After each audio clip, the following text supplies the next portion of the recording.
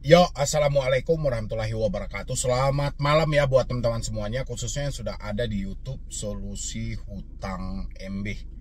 Ya, di sini teman-teman semuanya, karena banyak teman-teman yang selalu menyampaikan sama saya tentang Payment ID dari Bank Indonesia. Itu sebenarnya seperti apa sih Bang, dan apa-apa saja yang dipantau dan seberapa besar pengaruhnya buat kita gitu loh. Bahkan sampai disenggol-senggol juga dengan masalah pinjol ya teman-teman semuanya ya.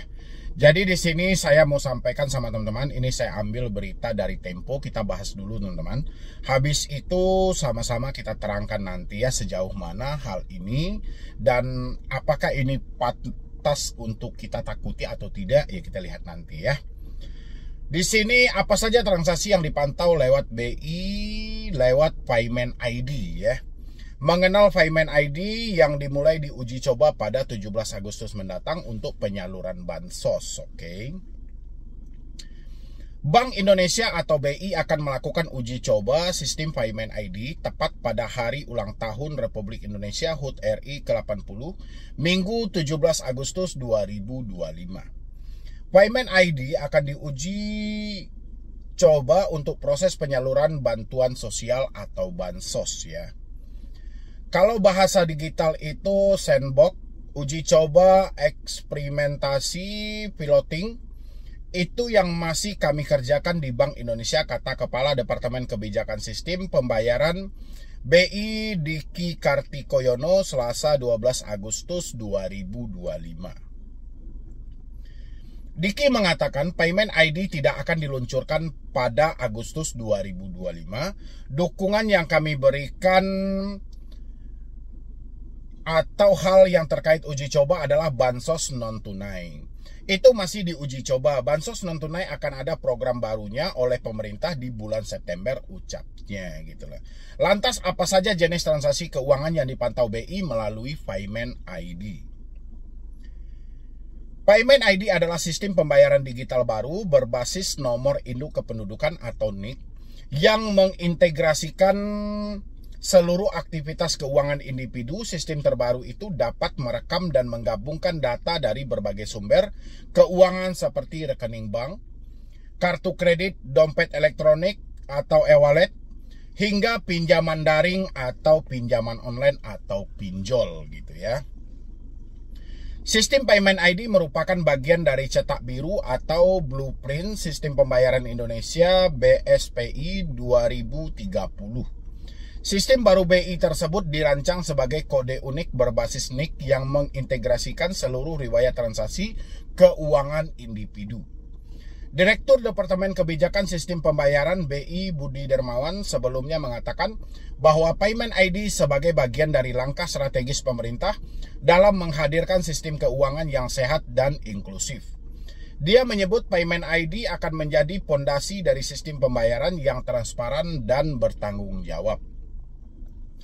Lebih lanjut, Dudi mengungkapkan bahwa Payment ID memungkinkan otoritas mengetahui profil keuangan individu secara menyeluruh termasuk pendapatan, pengeluaran, hingga investasi dan beban utang. Payment ID sangat powerful, ucap Dudi dalam acara editor briefing di Labuan Bajo, Nusa Tenggara Timur, Jumat 18 Juli 2025. Cara kerja Payment ID. Salah satu implementasi yang bisa memanfaatkan Payment ID adalah proses pengajuan kredit. Menurut dia, lembaga perbankan hanya perlu mengirimkan permintaan persetujuan konsen ke ponsel nasabah. Setelah disetujui, sistem akan membuka akses ke profil lengkap keuangan nasabah melalui BI Payment Info. Nanti begitu saya klik OK, nanti bank akan mengalihkan ke BI Payment Info, ujar Dudi. Untuk menjamin privasi dan keamanan data, sistem Payment ID menggunakan skema persetujuan. Data hanya dapat diakses bila nasabah memberikan izin melalui pemberitahuan yang dikirim ke ponsel. Sebagai pilot project, Payment ID diuji coba untuk memverifikasi kelayakan penerima bansos. Dudi menjelaskan dari uji awal terhadap 10 individu ditemukan satu orang mempunyai 4 rekening bank. Temuan itu menurut dia memunculkan pertanyaan mengenai kelayakan orang yang bersangkutan sebagai penerima bansos. Untuk penggunaan verifikasi penerima bansos, data itu hanya dapat diakses oleh lembaga yang berwenang seperti Badan Pusat Statistik selaku pengelola data sosial dan ekonomi nasional, atau dulu disebut sebagai Data Terpadu Kesejahteraan Sosial (DTKS). Dudi menegaskan BI tidak membagikan data keuangan individu ke lembaga lain secara sembarangan. Kami sangat berhati-hati, transparansi ini bisa disalahgunakan. Kami harus menjaga kepercayaan publik, kata Dudi. Fungsi Payment ID, secara teknis Payment ID berfungsi sebagai identifikasi unit alat autentikasi, transaksi dan kunci untuk menghubungkan data profil nasabah yang dengan aktivitas transaksi keuangan.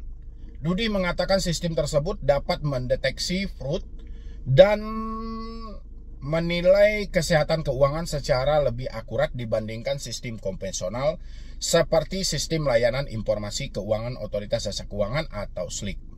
Sudah langsung diketahui income statement, penerimaan pengeluaran.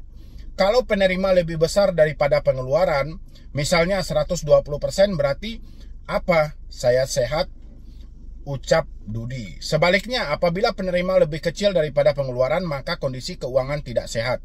Sehingga bank semakin tahu terkait dengan perform keuangan saya.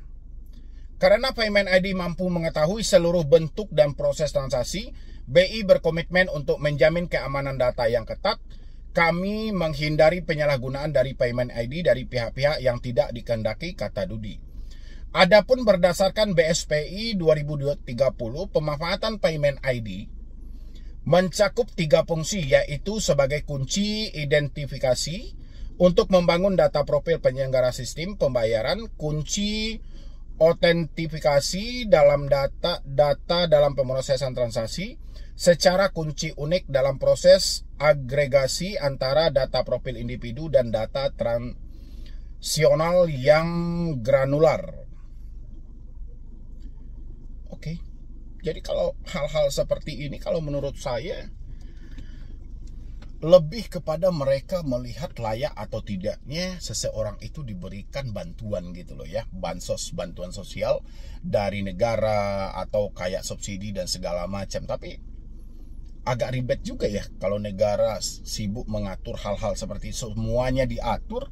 Rasa saya nanti ujung-ujungnya kalau semua transaksi kita dipantau seperti itu, ujung-ujungnya semua kena pajak nantinya gitu loh. Dan akhirnya orang ya walaupun dia layak menerima bansos, tapi dia mempunyai 4 rekening misalnya seperti yang disampaikan tadi, ya akhirnya dia tidak bisa lagi gitu loh. Atau misalnya nanti dia terjebak di hutang pinjol dan segala macam.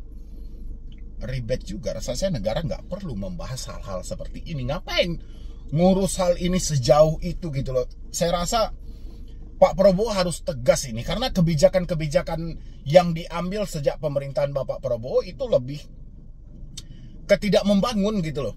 Jadi kebijakan yang dibentuk itu selalu terjadi kontra yang begitu banyak, bukan pro yang begitu banyak, tapi kontra yang begitu banyak. Harusnya Bapak Presiden atau Bapak Prabowo itu meninjau ulang kembali tentang hal ini. Contoh kayak PPATK aja tentang memblokir rekening dan segala macam. Sekarang muncul lagi Payment ID dari BI. Mungkin saya ya sebatas berita yang ada aja, teman-teman boleh isi masukannya atau tambahan dari teman-teman semuanya. Gimana menurut Anda tentang Payment ID dari BI ini? Apakah ini benaran tujuannya untuk meninjau bansos atau ada hal lain dalam hal ini? Ya kalau saya melihatnya, ya ada maksud tertentu dalam hal ini, tapi entah siapa ya, entah apa tujuannya nanti. Kita sama-sama melihat kalau saya pribadi. Oke teman-teman, jadi saya nggak mau memberikan tanggapan terlalu jauh dulu. Teman-teman bisa memberikan tanggapan di dalam kolom komentar. Yo, assalamualaikum warahmatullahi wabarakatuh. Selamat sore ya buat teman-teman semuanya, khususnya sudah ada di YouTube Solusi Hutang MB. Ini ada lagi teman-teman, ternyata banyak ya orang yang meminjam lebih dari 3 ini, masih banyak ternyata ya. Di sini dia juga ada meminjam Uku, Watas, Esikes, Pin Plus, ada modal, bantu saku, KTA Kilat, dan cash cepat gitu loh. Luar biasa teman-teman semuanya. Ternyata masih ada orang yang meminjam lebih dari 3 pinjol. Ini banyak banget ya. Udah berapa Hari ini saya bahas dengan hal yang sama. Ini kayak mana konsepnya OJK? Coba saya baca dulu teman-teman semuanya. Assalamualaikum Bang Medi, izin bertanya. Saya ada beberapa hutang di aplikasi pinjol. Saya rajin bayar, tapi untuk hari ini saya telat bayar karena tidak ada uang. Lokasi saya di Lampung, apakah saya berpotensi didatangi debt collector? Kalau ditanyain berpotensi didatangi debt collector, kalau kemungkinan yang ditanyakan, kemungkinan itu selalu ada gitu loh. Kemungkinan pasti selalu ada ya. Tapi bukan berarti soal didatangi debt collector ini yang jadi kendala bagi kita gitu loh. Harusnya kan ya terserah lah DC mau datang mau tidak, ya itu hak mereka. Hak kita hari ini ya, kalau kita ada uang ya kita bayarkan. Kalau kita nggak ada uang ya kita mau bayar pakai apa gitu loh. Kan lebih simpel gitu ya teman-teman. Daripada kita memikirkan, wah ini ada DC nggak? Ini ada DC nggak? Ini kan ribet juga. Ya sebenarnya itu kan ribet juga ya. Habis itu saya bertanya di sini aplikasinya apa gitu. Sempat kaget juga teman-teman, saya kirain cuman kayak Kredivo, kayak Akulaku, Shopee. Biasanya kan orang-orang cuman itu ya kan. Ini enggak. Uku 3 juta, Uatas 4 juta, Esikes 1 juta, Pimplus 4 juta, ada modal 3 juta, Bantu Saku 7 juta, KTA Kilat 3 juta, Cash Cepat 3 juta. Ini kan gila gitu loh. Ini semuanya lebih dari 3. Berapa ini?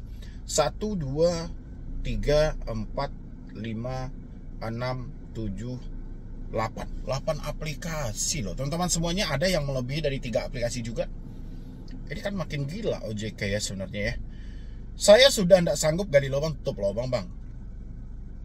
Saya awal pendaftaran menggunakan KTP Lampung Utara, pelosok sekali rumah saya. Kemudian saya sudah pindah KTP ke Klaten karena menikah dan dapat orang sana. Saat ini saya bekerja di Kalimantan Bang. Mohon pencerahannya Bang Medi, terima kasih.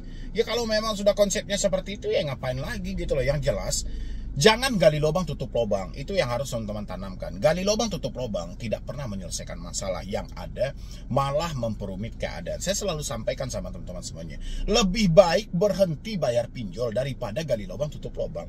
Nggak apa-apa hutangmu berbunga di 1 atau sampai 3 aplikasi daripada beranak-beranak sampai 8 aplikasi.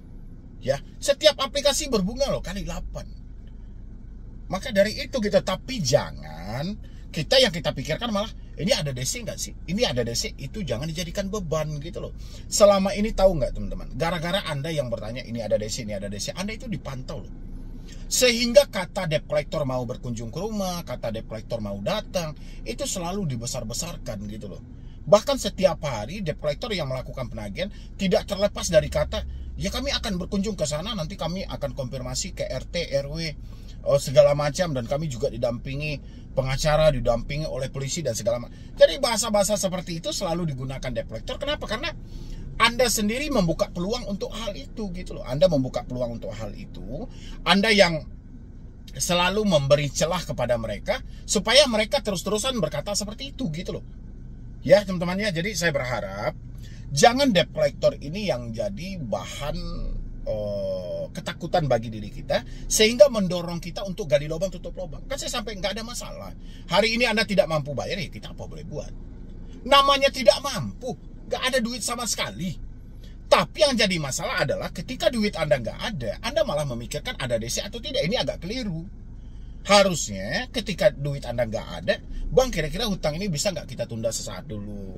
Atau saya mau fokus dulu nih, kira-kira step apa nih yang harus saya lakukan? Ini lebih nyambung gitu loh. Daripada Anda bertanya, Bang saya nggak mampu Bang, gali lubang tutup lubang, saya udah nggak sanggup bayar. Tapi kira-kira ada DC-nya nggak? Jadi kayak mana ya, kayaknya ada sesuatu yang sedang direncanakan gitu loh. Jadi kalau memang tidak ada DC ya kita nggak bayar. Kalau ada DC kita bayar. Kelihatannya seperti itu gitu loh. Padahal Anda tidak bayar ini karena tidak mampu. Ya bukan tidak mau. Itu tanamin ya buat teman-teman semuanya. Jadi jangan ada lagi yang berpatok pada ada DC atau tidak, ada FC atau tidak. Sudahlah gitu loh. Persetan lah, mau ada DC silahkan. Yang jelas hari ini kita tidak mampu bayar. Kalau misalnya kita terpukul banget nih, misalnya saya nggak bisa Bang kalau DC datang ke rumah, takutnya orang tua tahu nanti marah. Coba dikasih tahu, jangan didiamkan gitu loh. Atau misalnya suami atau istri, coba dikasih tahu. Yang penting jangan didiamkan. Tapi kalau urusan dengan tetangga, persetan lah tetangga.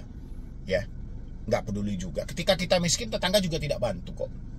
Ngapain kita harus memproblemkan soal-soal yang seperti itu? Itu ya yang harus ditanamkan dari teman-teman semuanya. Oke? Dan ini satu lagi teman-teman ya, ini juga harus hati-hati. Anda yang selalu mencari pinjol yang gampang cair, pinjol yang aman digalbay, pinjol yang mudah dipinjam, ya akhirnya bukan dia mendapatkan pinjaman, malah dia yang memberikan pinjaman kepada si pinjol itu gitu loh ya. Ini ada curhatan lagi. Assalamualaikum, maaf bang ganggu. Waktu bulan Mei saya ada mau pinjam uang secara online. Ternyata saya udah total transfer. Terus saya udah total transfer sebesar 1,6. Bentar dulu. Waktu bulan Mei saya ada mau pinjam uang secara online. Terus saya udah total transfer sebesar 1,6 juta. Oh, dia mau pinjam online, tapi dia sudah mentransfer sama orang itu 1,6 juta, oke? Tapi pinjaman itu nggak cair, masih dibekukan. Oh, ini penipuan ya, modus penipuan ini banyak banget. Masih dibekukan, kirim lagi dong segini, kirim lagi dong, nanti biaya OJK, nanti biaya pajak, transfer lagi segini, habis itu kabur. Ya, itu penipuan namanya. Habis itu nggak cair, karena mereka meminta rekening saya itu ada saldo sebesar 2 juta. Terus saya tidak ada uang lagi bang. Masih dibekukan, nggak cairnya karena mereka meminta di rekening saya itu ada saldo sebesar 2 juta. Terus saya tidak ada uang lagi bang, tapi sebelum itu saya tanya, katanya tidak ada bayar-bayar apapun lagi. Nah sekarang saya diteror, saya harus bayar cicilan dan pihak mereka mau datangi rumah saya bawa pengacara sama polisi. Nah saya nggak mau bayar karena emang itu pinjaman tidak cair dan tidak ada yang masuk ke rekening saya. Apa yang harus saya lakukan bang kalau nanti mereka ke rumah? Ini aneh dramanya, ini siapa ini ya? Ini drama yang aneh gitu loh. Yang seperti ini teman-teman harus hindari itu ya. Jadi kalau kita mengajukan hutang, jangan kita yang memberi hutang. Jadi nggak ada cerita uang-uang admin, uang pembekuan di rekening harus ada 2 juta dan segala. Itu sudah mengarahnya ke penipuan. Jadi kalau dia mau meminjamkan uang, contoh dia mau meminjamkan 10 juta nih. Oke. Nanti 10 juta ini kita potong ya 1 juta. Jadi duit yang dikirim itu cuma 9 juta. Tapi yang 1 juta sudah kita potong, itu sah-sah saja. Tapi kalau misalnya kita yang harus transfer lebih awal, terus banyak drama, banyak cerita yang begana begini segala macam, itu sudah real penipuan. Kalau dia sampaikan di sini dia mau datang sama pengacara, itu nggak akan datang 100.000%. 1.000.000% aja lah, 1.000.000% gitu loh ya. Nggak akan datang. Gimana dia mau datang? Orang dia penipu kok, orang tidak jelas kok. Jadi nggak akan mungkin, itu cuman gertakan saja. Cuman yang saya herankan kok bisa panik juga. Harusnya kan ketika dia bilang kami mau datang ke sana, ya sudah datang ke sini gitu loh. Sekalian nanti saya minta duit samamu gitu loh ya. Yang jelas dia tidak akan berani datang. Itu kenapa dia menyampaikan hal seperti itu. Dia beranggapan ini orang mampu nih buat ditakut-takuti. Ini orang bisa nih untuk kita bodoh-bodohi sehingga kamu dibodoh-bodohi. Itu yang harus ditanamkan teman-teman semuanya ya. Jangan sampai teman-teman malah nyemplung ke dunia-dunia yang seperti ini, yang mana Anda membutuhkan dana, tapi malah Anda yang meminjamkan dana tersebut. Oke teman-temanku, mungkin dari saya cuma itu aja dulu. Mudah-mudahan teman-teman semuanya bisa terbantu. Dan lanjutkan juga teman-teman, karena di awal tadi kita banyak pinjol. Dan ini juga ada loh video yang mana dia satu keluarga terjebak pinjol. Silahkan teman-teman semuanya.